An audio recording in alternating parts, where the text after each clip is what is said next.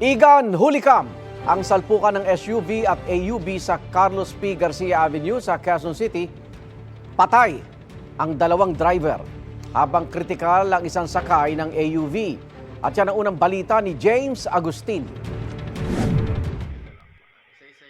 Mabilis ang takbo ng SUV na yan sa CP Garcia Avenue sa Quezon City noong Biyernes nang bumangga ito sa isang AUV. Sa isa pang anggulo kita na umikot ang dalawang sasakyan sa lakas ng pagkakabangga.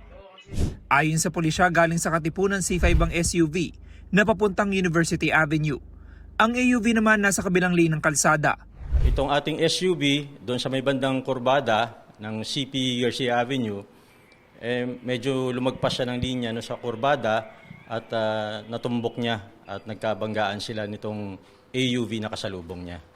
Naisugod sa ospital ang dalawang lalaking driver pero parehong binawian ng buhay. Ang babaeng sakay ng AUV, critical ang kondisyon ayon sa pulisya.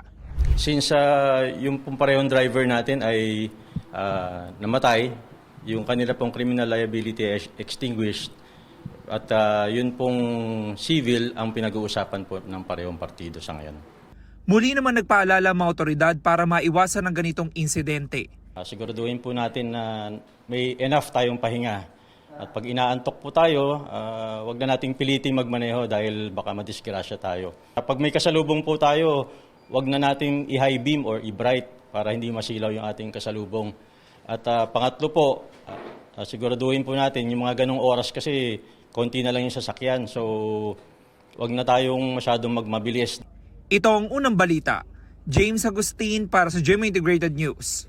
Igan, mauna ka sa mga balita, mag-subscribe na sa GMA Integrated News sa YouTube para sa iba't ibang ulat sa ating bansa.